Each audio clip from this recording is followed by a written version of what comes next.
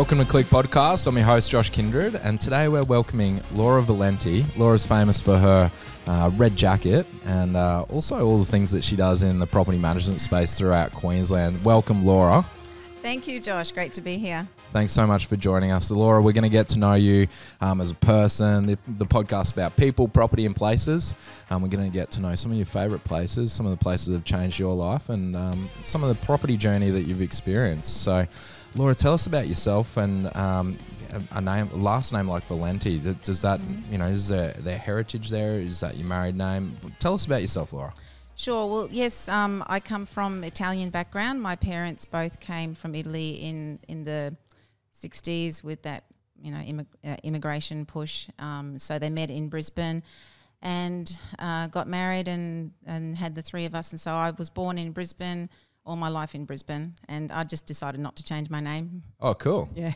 All right. So you're married, but Yes. it's your maiden name, and Correct. obviously there's a proud heritage there. So so you're second generation Australian now, or They call it firstborn Australian Okay. to Italian parents. Yeah. What was it like growing up? Did your parents speak Italian at home, or did they speak English straight away as soon as they came over? Or? So my father's English was not too bad because he was here for a few years, and my mother came, and a year after she came, they married. And so Italian was the first language at home. Okay. And my older brother pretty much could not speak English when he went to school. Wow. Fortunately, we were in a little area in Red Hill where there were a lot of children of Italian immigrants, and so half of the class couldn't speak English. So he was kind of in the majority there, but soon picked it up. And of course, then when he came home, he would speak in English, and so I kind of got to learn English before I went to school, which was lucky. He can't speak a word of it now, but I can because I've studied it since then. Okay. But it was interesting because I would bring the spelling home, because I was a very studious student, Right. and I wanted to be the best, so I'd get home with my homework, and I remember the book in grade 1 and grade 2, and I give it to Mum to test me, and that was how she learned English. So that's how she learned how to spell, because spelling is Of course. really hard for Italians because they don't do spelling. And it's not like They the don't. English language is easy. No. So that was how she learned. So as we kids kind of, got our other friends and started to socialise, so English became the main language at home. But I was also fortunate because my parents were from different parts of Italy. So when they then met and had a family, they actually wouldn't converse in their dialects. They would converse in the proper Italian. Right. And what you find is you have a lot of people of my generation born of Italian migrants, and they actually picked up the dialect and not the real Italian. So you have a lot of Sicilians, for example, or Abruzzesi, who only speak the dialect because that's all they learnt at home. So I was really fortunate because I learnt the real Italian, so it makes it easier for me to actually converse in proper Italian. It's not great, but I get by. So. Wow. Tell us something. Just introduce yourself in Italian. Buongiorno, mi chiamo Laura. Okay, very good. That's a beautiful language. I'm going to Italy next year. What's a great place to visit? Oh gosh. Well, my dad's from Tuscany, so I have to say Tuscany. Right. Okay. And he's actually from a beautiful city called Lucca, which is the I don't know how many thousands of years ago, it was the original capital of Italy. I may be wrong, don't quote me on this. But they have the best example of a walled city, I think, in the world, where the wall is totally intact. Look it up, Lucca. It's a beautiful city. And so, Tuscany is beautiful. And where my mum comes from is Abruzzo, which is, where do you know? Everyone knows.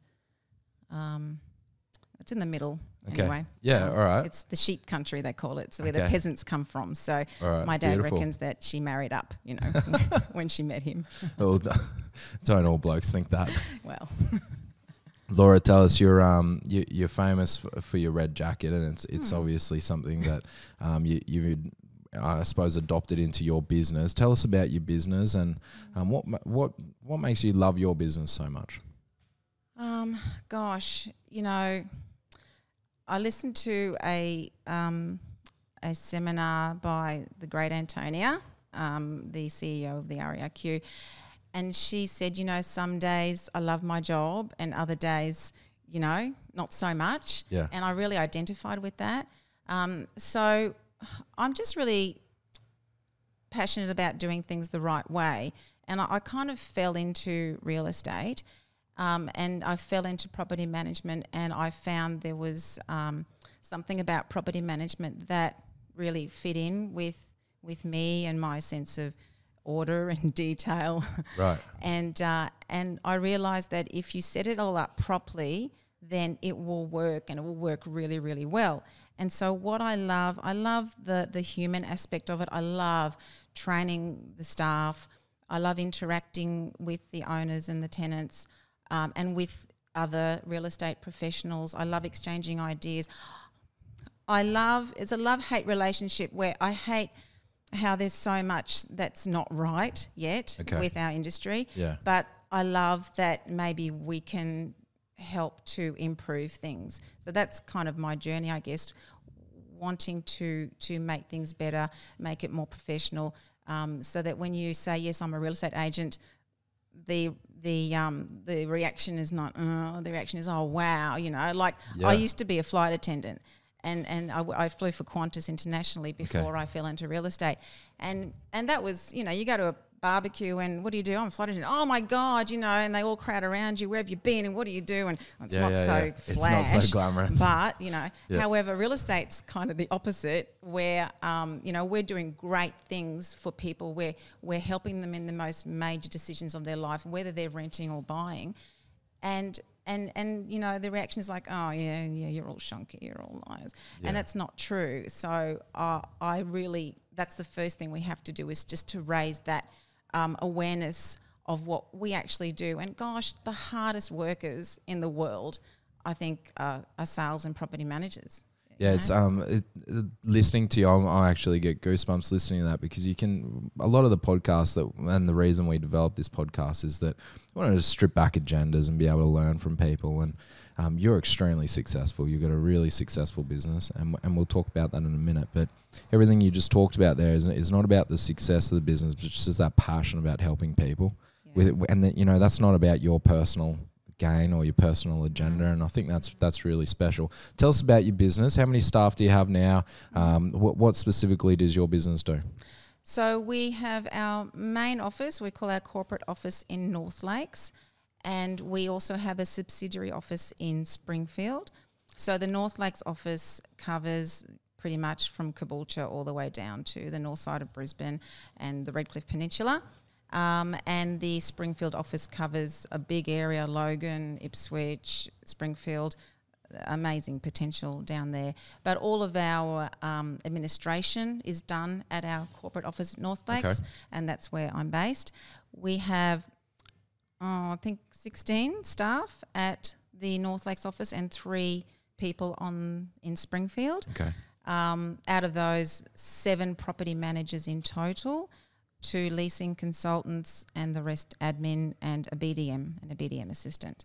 So your business is Property Solutions? Solutions Property Management. Yeah. Thank you. And how many properties do you manage?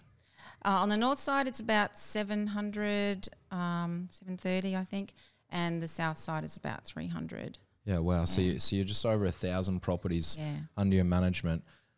When I think about that, I think, well, there's got to be 1,000 tenants. Well, no, then there's 2 people, so there's 2,000 tenants. Usually there's kids or someone else and a dependent in that house. So there's 3,000 tenants that you manage their shelter, their home, and that's just the tenant side. And then you've got the landlords as well. It's incredibly important. What do you think is the biggest thing that you can or that you do today that improves their lives? So me personally? Yeah, your business. And what do you think the industry is doing to really improve their lives in a way that I suppose takes away that from that shonkiness that you talk about? Yeah. So it's all about service. People these days are demanding better, more efficient service, which is great. So you know, it's about realising what we're doing is a people business, and we're trying to create a really efficient service, because with efficiency comes great service. And so, you know, if a tenant wants to have a look at a property, they've just got to go online, you know, click, book themselves in and go. When they want to put an application in, they just go online and fill out their application form, click, send. Yeah. That's all great service. For tenants don't want to have to hassle writing applications and finding a scanner and scan them into. Yeah. That's yesterday. They want efficiency. They're busy. They want to know that, you know, they need to know in a day if they have that property or not. Otherwise, they move somewhere else. And then when they're approved, it's about the communication, and they come in and we do a sign up, like an induction with them, so that we tell them what we expect of them, and they in turn, you know, tell us what they expect.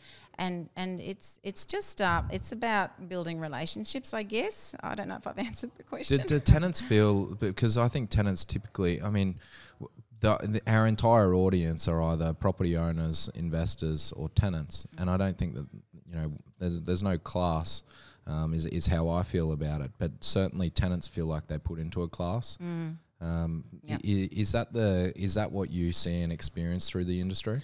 I have, and I've got to say I'm quite disappointed when you look in the closed groups, you know, and I kind of am a member of a couple of the property manager closed groups in Facebook, for example, and it just disappoints me when I see some of the, you know, terrible language that goes on, and the way that some property managers regard tenants, and, you know, it's just very unprofessional, and it gives everyone a bad name.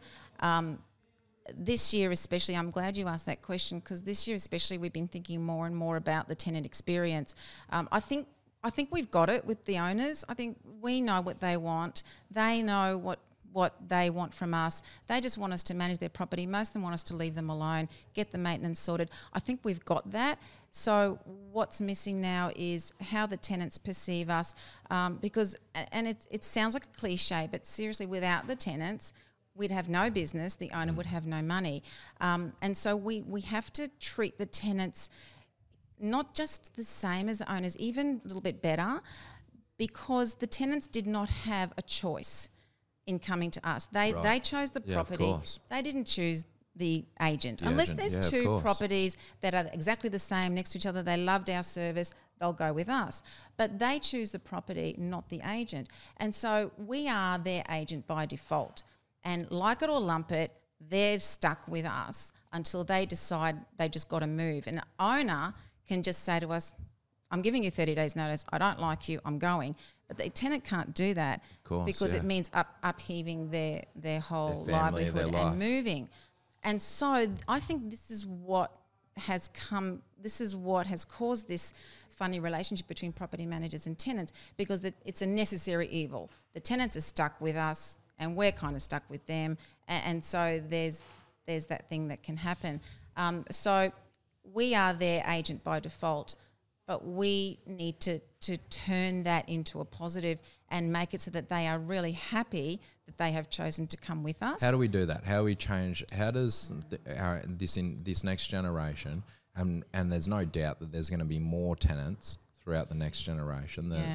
That next generation are less likely to buy property. It's harder and harder to do so. How do we change that experience so that we can get rid of that stigma? Look, all I know is what we're doing, and it is again cliche. It's all about communication, right? And so from the very beginning, like I said, you advertise your property with beautiful photos.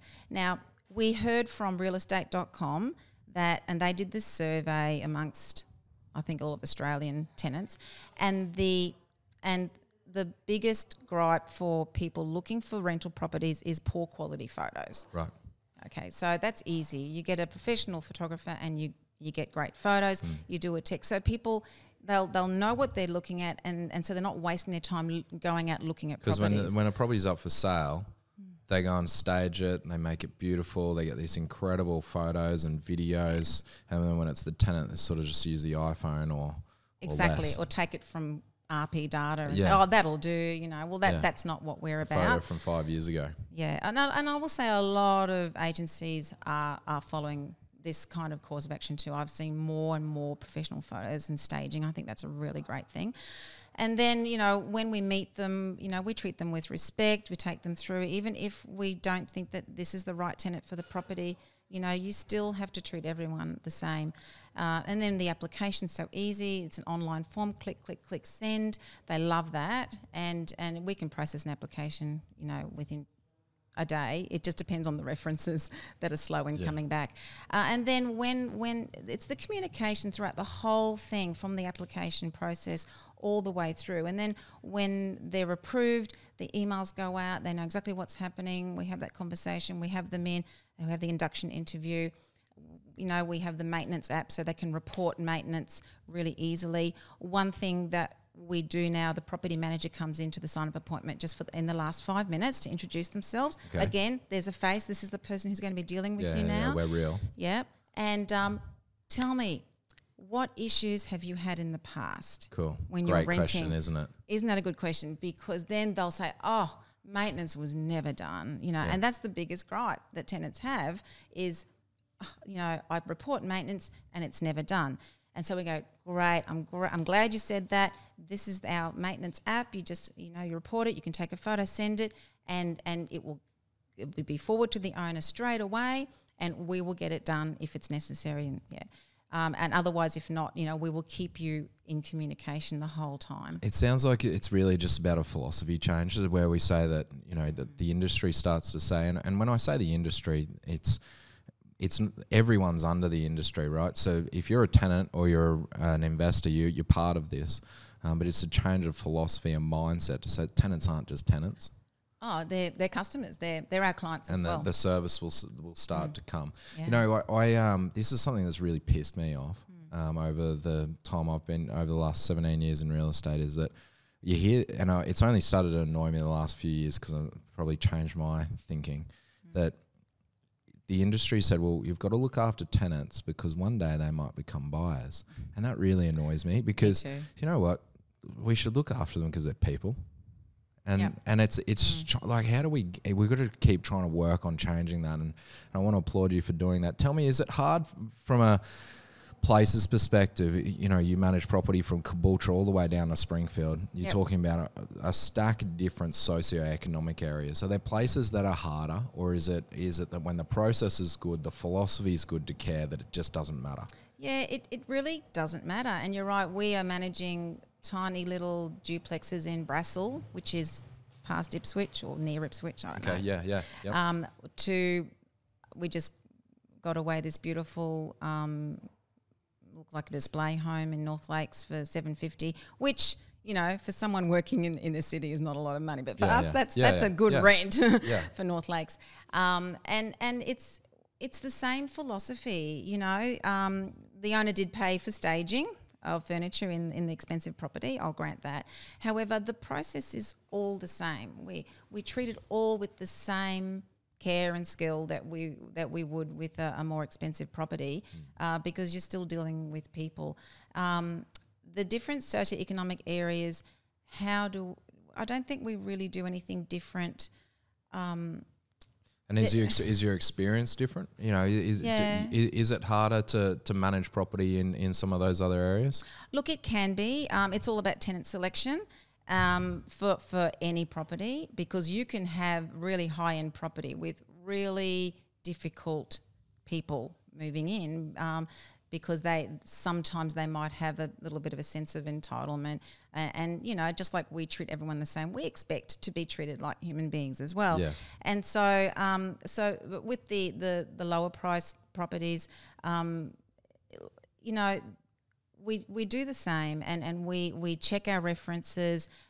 We do find that with the let's say we'll talk under 400 a week or under 300 a week, we tend to have more applications come in, because, you know, a lot of people looking for lower price, and so it just means that it takes us a little bit longer to go through all the applications and choose the ones that the owner wants.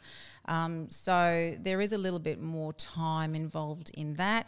Sometimes a little bit more time in education of the tenants who The ones the tenants who go for the lower price properties, they're kind of like a little bit inexperienced a lot of times. They just come out of uni or just,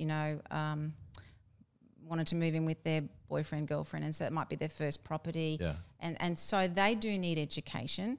And so we spend a lot of time in our tenant induction telling them about what their responsibilities are, what their rights are, and basically teaching them how to be tenants, which unfortunately that's just the way. I mean, we don't it learn that goes. at school, right? You No. don't learn how to fill out a tenancy application or even what you have to do for a bond or any of these core skills in life. We talk about it so often. How do you go and buy a house or how do you rent a house? We don't learn that. No. And then we wonder why that younger generation, they've got to go through the experience to learn it. Well, yeah, and a lot of them, they don't understand that really paying your rent is your first bill to pay, and then you buy food. Like, it's that important because you can go to any, if you're fall on hard times, you can go to any charity and they will feed you and they will feed your family, but they won't pay your rent. And what's the point what of about having Netflix? Will they pay you Netflix? Oh, don't know about that. Yeah, but you think about that generation. Well, I'm sure they still have Netflix. Yeah, and everyone's got a mobile phone. phone. I get it. You need it to look for a job and whatever. But if you don't have a roof over your head, then you can't feed your family. You can't do anything.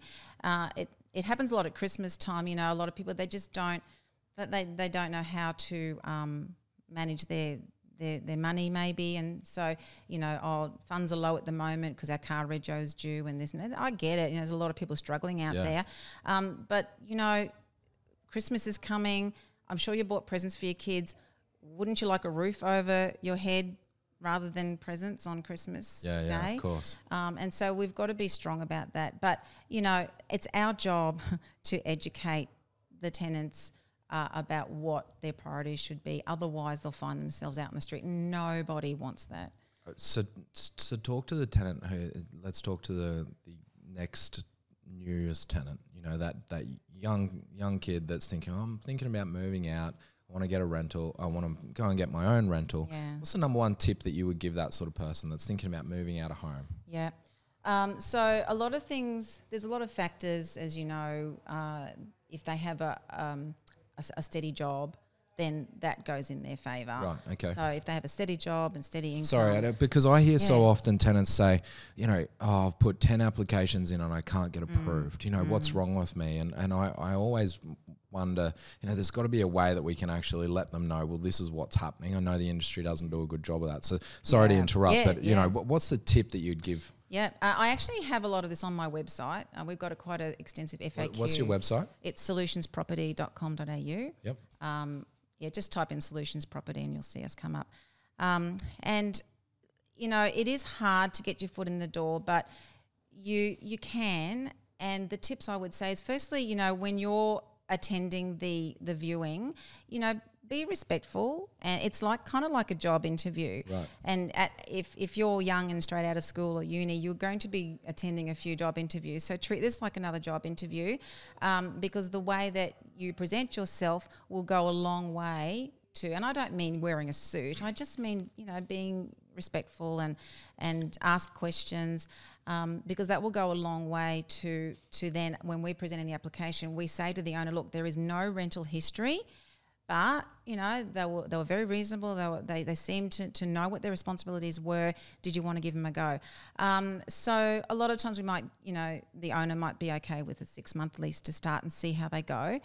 And also one thing that we do advise is if you have a parent or someone who is prepared to be on the lease. Now, a lot of people talk about guarantor, right. Yeah. but guarantor is not a word in the Tenancy Act. So we would encourage a parent maybe, because they're moving out of home, and so the parent might put their name on the lease along with the tenant, not live there, but just have their name so that they're responsible. That's a great idea. Oh, we do it a lot. And if the parent doesn't want to, then we've got to think, well, why would you think that this owner who doesn't even know this tenant would try to to put their faith in them when you can't even put your faith in your own child. So, so that's a beautiful way of putting it. Yeah. I they're the sorts of tips that generation could and it's not just that generation. There's a lot of people that struggle to get rentals because often it's highly fought after. Tell me your property journey, but you've chosen, you've lived in Brisbane your whole life. Yeah. You chose to live in Moreton Bay region. Yep. What was it like buying your first home? And what's the journey been like? Gosh, my first home, I was late into the property market. I was 30 when I purchased a little townhouse in Chermside, and so lived there for a couple of years, and then got together with David. I was with David at the time, but then we decided we wanted to move to Ashgrove. Okay. And so we thought, we'll put this on the rental market, and we were not in real estate at that stage. I think my husband was, but I wasn't. And so then we bought this lovely little, I guess it was a Queenslander in Ashgrove, and we put Chermside on the rental market, and guess what? We did everything that we tell people not to do, and we managed it ourselves. Can you believe? I can do this. David, you've been in real estate, you're in sales. That's okay. We can do a lease. We're smart. We know what we're doing. Oh my gosh, the tenants were okay, but they just did not. They did not take care of the property. The weeds were up to my head, and they then started to be late with their rent, and I just went, oh my God. And so then we just handed it over it was a Remax agent, and she said, yep, no worries, and she just got them all sorted out. And it's just that barrier, isn't it, sometimes? I mean, really, when you've got somebody that's struggling, not paying their rent, or they're struggling to look after a place, it's really hard to be hard on people. Oh my gosh. If it was now, understand, since then I've learnt property management. This was like 20 years ago. I would know what to do, but I didn't back then. And so I tell this story to everyone who will listen, because I consider myself not stupid. I consider myself learned. We knew basically what to do, but when it comes down to doing it yourself, it's just so hard. It's not worth it. And that was my beautiful first property that I ever bought, and there was emotion there as well. And I said, oh my God. And so we ended up then selling that we needed to clear up, get funds. Yep. And then so we were in Ashgrove, and then we decided, okay, we're going to, because David decided he wanted to open up a real estate office. Okay. As people do, sick of working for other people. And we thought, how hard could this be? I was working as a flight attendant back then, so I said, great, David, that's your baby, but I ain't touching it. Yeah, I can do it all myself. Okay. So we opened up a Harcourts franchise. Okay. That was back in 2001. Wow. Yeah, we were one of the first 12 dozen or so who were Harcourts. Yeah. And boy, that was interesting. And so, of course, I would come back from a trip. So this is, you get up, let's say, this is the glamorous life of a flight attendant, right? So I would get up, because I was based in Sydney, so I had to fly from Brisbane to Sydney first. So let's say I get up at 10 in the morning, get ready, go to Sydney, get there, in the afternoon for call, and then after call we get to the airplane. We'd have our first shift, which is 10 hours. I'd be awake for 20 hours before I could, get my first little rest in the tiny bunks in the top of the aircraft. And, of course, it was a whirlwind trip just there and back. And so, again, the same thing. You get called in your hotel, you get ready, you go and meet, you go to the airport, you wait. Yeah. Anyway, so I'm home after a 24-hour kind of day with maybe 4 hours of rest in between. I go home. Because then when we decided to buy our first office, we had to sell Ashgrove. Yep. And that was a really big step, emotional decision, because I loved that home, but we had to there's so many, there's so many stories about Australian businesses that do that. They sell their family home and kick off the business. And so I had to become a tenant, and oh my gosh, this is weird. I've never been a tenant before. So we found this house that suited us. It was fine. It wasn't great, but it was the right price. And so we were there for a year, and in that year, I remember sitting watching TV twice. every other time I was either away or I was working in the office. Right. And so I would get back from this so-called, let's say this LA trip, and then I would have a shower, have something to eat, get in the car, go to the office and put in a day at the office. Stupid. Yeah. But any business owner will know that's what you do. Did you start with 0 properties? We started with what we bought was just a rent roll of 25. Okay, right. When I look back now, oh my gosh, we did so many things wrong. It was wrong. But, you know, everything was paper then. It's amazing how much things have really progressed. I was doing ECRs, entry condition reports, on paper. Yeah. And then every time there was a new one, I'd redo it. Rewrite it. Everything we started off because it didn't balance, nothing balanced, and so we had console but we couldn't use it. We did everything manually, and lucky David's got a really great accounting mind, because when a tenant came in to pay rent, we had these ledger cards that we would write from that date to that date, that much. It's crazy. We were taking cash, big mistake, never do that. Yeah. Anyway, so it's hard. I think, you know, managing 25 properties is harder than 1,000 in some ways. It is. So of course we had to hire someone to manage those 25 properties because I knew nothing about property management, nothing. So then, okay, well, obviously, you know, my organisational skills, because I started just with organising the admin, the reception, helping out where I could, and so I thought, well, I better go and get my licence, and so you know. I didn't even know what a PAMD was back then. Right. Like, what's that? Oh, that's an agreement. Okay. Yep. So so I went and I did my full license and just went to as many training courses as I could. As many as I could. The ROQ's been really great with their training and just soaked up all the information. And when I would be away, sometimes you're away and you're at a port for one night, you can't go out, you can't do anything. I'd have my little laptop and I'd just be doing forms and checklists and just, this has got to be improved, this has got to be better, this has got to be better. Yep. And so that's how it kind of evolved. And Harcourts was good too because they had a lot of systems, but not with property management. So I pretty much created those for myself.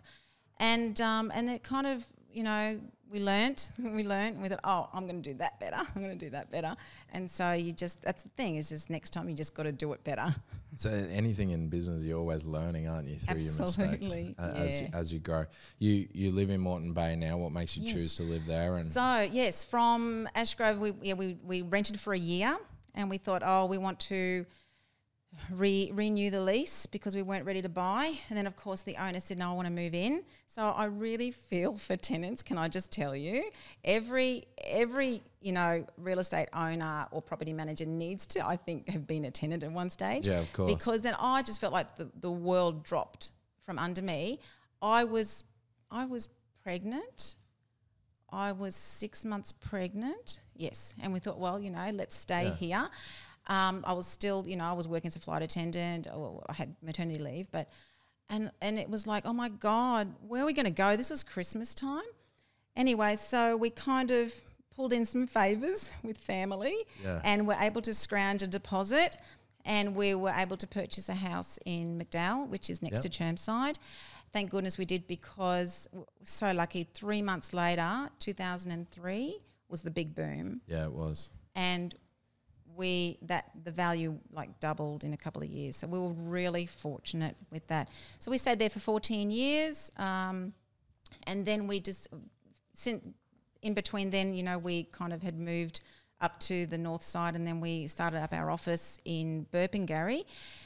And we thought we were always, every weekend, we seemed to be drawn to the peninsula. Okay. So, you know, let's go for a drive. What can you do with a little kid in tow? Oh, let's go have a coffee on the beach in Redcliffe. So we're always drawn to Redcliffe, and you know, and David has this dream of buying a boat, and so he had a dream of, you know, living on a canal. And so, you know, you kind of look at that dream and look at what you've got, and you think, you know, how much you've got to go through beforehand. And so we had this idea, Scarborough. We just really wanted to live in that Scarborough area. And so we put our money where our mouth was, and we enrolled our boy Adam into the Scarborough School. Yep. So we were doing McDowell. Make you commit to the area. Yeah, McDowell, because he was in high school. We didn't want to change him. In high school, we went from McDowell to Scarborough, then to North Lakes, and then back. Oh, it was tough. But anyway, you do what you do. And so then we were able to purchase a house in Newport, and we moved up 2 years ago. Beautiful. Yeah, love it. Excellent. So tell me, you've got a really successful business. What does the next 10 years look like for you? You're going to kick back with David's boat, or are you going to change the property management industry? What's your dream? I do want to, try to make a difference. We're still, with our business, we need to get to that next level, I think. And so we're looking at, I think the magic number for us might be 3,000. Wow. Because at that stage we can still I can still have control over most things, and I can still know what's going on. If you get too big, that's fine. There are agencies out there that have 4, 5, 7,000 and they make it work. But as far as I'm concerned, I think I need to be able to oversee while I'm still there. And I think at 3,000 we can still remain. We still have the same model. I think that will work up to about 3,000. It will also enable me to step back, maybe put in a general manager and be able to, sort of put my feet up a little bit, hopefully. And by then maybe David will have his boat. So there are goals for the business. And there's also, goals for improving this industry, whatever one little person like me can do.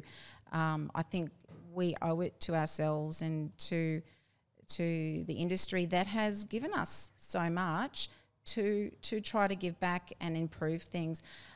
You talked about the people leaving school and not knowing how to rent. So a few people are doing this, and I think it's as good as any idea. We go out to schools and we do little talks about how to get your first rental property. So I've done that in the local schools and down also on the south side, and that's received quite well by the teachers. Of course. The students sitting there waiting for schoolies next week. No, I've got schoolies. And then I talk about schoolies at the end, and then all their ears prick up. Yeah. And I tell them, you take photos, you make sure you so you can get your bond through that, deposit back. Yeah. They don't realise that when they go there, it's all about fun. What an induction to renting, right? It's not really a good induction, because I believe that no one ever keeps their security deposit. Yeah, they always get taken. So I've been doing that, and I think that's just my little drop in the ocean of trying to help tenants out. Because if you have informed, educated tenants, then everything just goes smoothly. Because then we educate our owners, and we have that relationship with our owners, and they know what they should do and what maintenance they should do, and we can kind of be their advisors on that. But if the tenants aren't doing the right thing, it just makes it so much harder. And of course, we can tell the tenants what they need to do, but are they going to listen to us? You're just an agent. I'm going to call the RTA, and they'll get the same information from the RTA, which is great.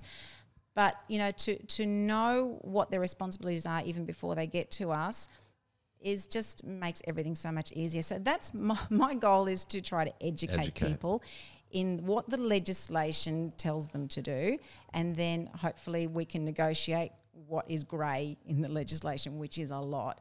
There's also the Tenancy Skills Institute, if I can give them a plug, the TSI, government funded. So Tenancy Skills Institute. Yep. It's relatively new, I understand. It's been going for a couple of years. It's kind of been slow to start, but I think it's now gaining traction. Yeah. And it's funded by the state government, and they've got funding for 5 years, and they are training trainers, and they have got a lot of trainers in place now, and it's a 2-day course. It's free for tenants, and they learn how to be tenants. They learn how to clean a house properly. It sounds really, really silly, but a lot of people were not taught. Yeah, well, my kids won't know how to clean. Well, that's your fault, Josh. Yes. So true. The importance of paying your rent. Pay your rent first, and then go and get your food, or you go, if you've got money left over, entertainment. And also the third thing is how to deal with people respectfully. Again, property managers are people, and sometimes we can be a little bit our nerves can get frayed because we're dealing with so many people, Of course, yeah. over so many problems. We're almost counsellors. And so, sometimes we can kind of be a bit snappy as well. But, the people we're dealing with have to understand that they've got to be respectful as well, because this is a job for us. This is what we do for a living, and it's more like a vocation, really. If you're a good property manager, it means you love it, because you don't last long. It's like being a nurse or a teacher. It's sort of this conflict resolution, and it sounds like you've added respect to that. You have to. And like I said, this year's been my push, and it's really reduced a lot of the conflict. I've noticed just so much fewer conflicts and annoyed tenants, annoyed owners. Because if you've got tenants to do the right thing, then your owners are going to be happy as well. Yeah, of course. So that's our focus a little bit more now, is just to get that tenant, having that relationship with them. So the Tenancy Skills Institute is great, 2-day course, and I've had a look at I've actually sat in on one of those courses, and it's just awesome information. And I just said, can I just send all of my new tenants to you? Too. And they feel empowered, and they, there's some great success stories that people have had a bad rental history too. Sometimes they fall in with the wrong, their partner, does something wrong, and of course they're implicated at the same time, because everyone is responsible in the lease, and so they get put on the tenancy database, which makes it very hard for them to find another property. So they go and do this course, and if they get a certificate at the end, which is a skill-based achievement, and so when you're presented with that, they now understand what their responsibilities are. Let's give them a go. And so I really think that there's a bright future for that.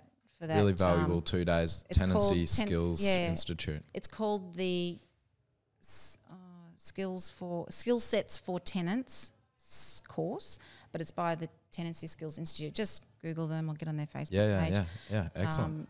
Really great. And so I've offered to be a guest speaker. So what they do is they have a 2-day course, and at the end they have a guest speaker in, like someone in the industry, and a property manager will come in and say, okay, now this is what we expect, and they're going, okay, that's what they told us. Yeah, that must excellent. be true. Reinforces. And it's free. It's totally free, funded by the government. You're a firstborn Australian, Yes. first generation from an Italian background. You started as a air hostess, starting with 25 properties. You've now got over 1,000 properties. You're changing the philosophy for the way that we see tenants. Laura Valenti, thank you so much for joining us. You are making a real difference, and that's a really valuable thing for the industry. So thanks for joining us. Thank you, Josh. Thanks, pleasure. Thanks, Laura. Bye-bye.